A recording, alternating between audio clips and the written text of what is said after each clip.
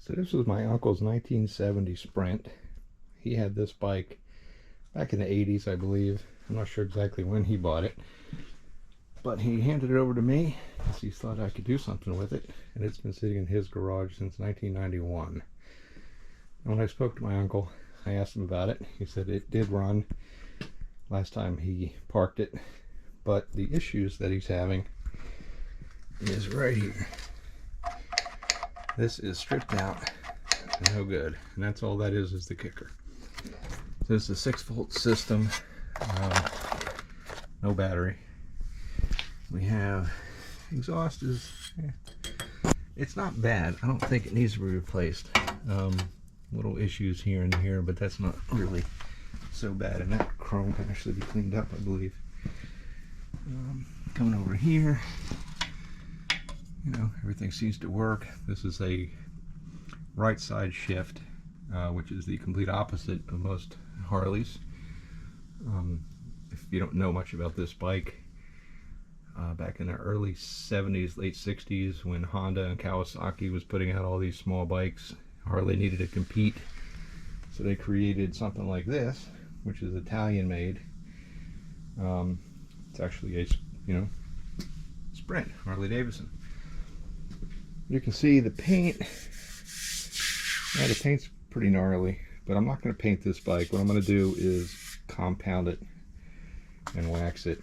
I'm going to go over and just clean this, kind of preserve it, and make it run. That's pretty much it. It is registered. I can take it out on the road. I mean, if I got it started today, I could literally drive it down the road. It's legal. I just have to put the new license plate on it. But before I do that, I'm going to need to go through this. Oil, spark plug, carburetor, battery, 6-volt system. Maybe a little difficult to find a battery for that, but there are some tricks. Grips. Well, I have grips, but you know, maybe I can find a set of these original ones somewhere. And you have your front brake, and your clutch is on the correct side, on the left side, like most, and your throttle's on the right side. So really, it's just your brake is on your left, shifter's on the right. So that's going to take a little bit of finagling. It shouldn't be that difficult, actually. Back in high school, I played the trumpet for a lot of years, and then I had to switch over to play the French horn, and that's essentially the reverse. Picked it up in about a day. It was really easy. We do have the key, and that's good to know. Yeah, we got a mess here, so that's certainly going to cause an intake leak, and that's not going to allow that thing to start up. What else we got here? The chain's completely dried out. We'll leave that on just to be able to get around the yard. You see, it's probably got, looks like it's got a new chain because it has a little clip here. If I were to replace this chain, I wouldn't use that clip. I actually have a kit that allows you to put the rivets in there properly. What else? So it's a single cylinder. I believe this is a 350. I haven't done a whole lot of research on it, to be honest with you. You know, it's an engine. It's a combustion engine. Combustion engines, you need air, fire, and fuel. Or air, spark, and fuel. Oh, speaking of, let's see what this looks like.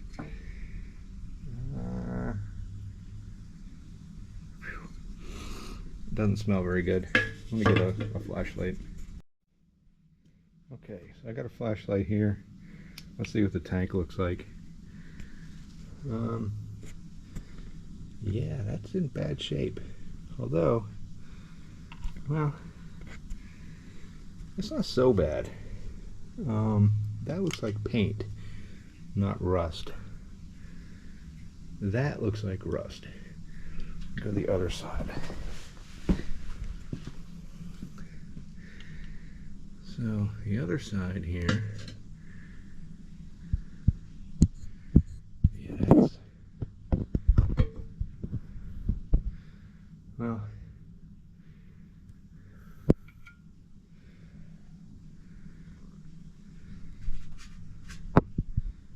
it's got some liquid in there.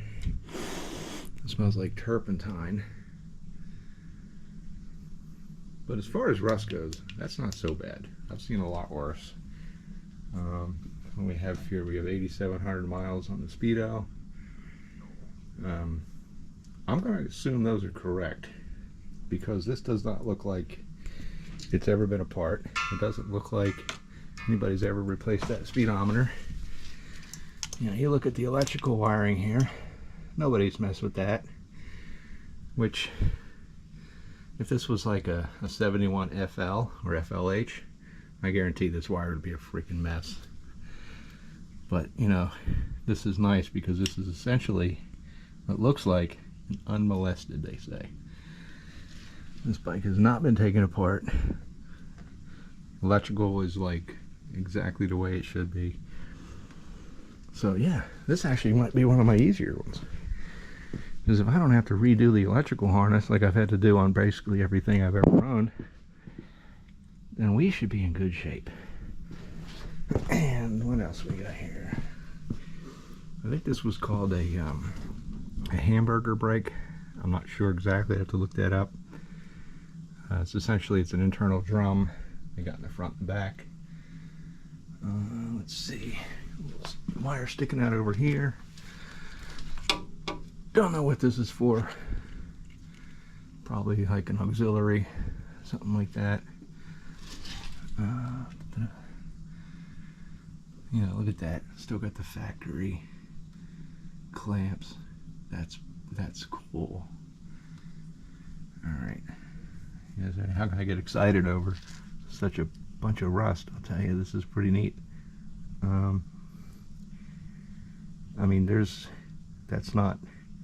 This was kept indoors. Let's keep that in mind too. So from 1991 to when I got it, this was kept out of the wind, out of the rain, mostly inside an internal shed with a door on it. It would probably last 20 years or so on a shed that didn't have a door, but it was still protected from the elements. So I am excited about that. What is this? See, this is what I like about these bikes. When you get in there, you have to get the treasure. Nice. Little Harley. Well, your little Harley tool roll. I'll probably keep this on my other bike. Alright, so that's it for today. I think next time I'm going to get into this. Next time I'm going to go over this. We'll go through the carburetor. Well, I got to get a battery, obviously. Got to clean out the gas tank, which there's a lot of different ways to do that. Very inexpensive. Just fill the thing up with like a metal remover. There's a couple out there that I really like. I just can't remember the name of it right now. But you fill that thing up, let it sit for a few days, drain it out. It's biodegradable, and it'll just take all that rust out of there. So yeah, I'm excited about this. Until next time.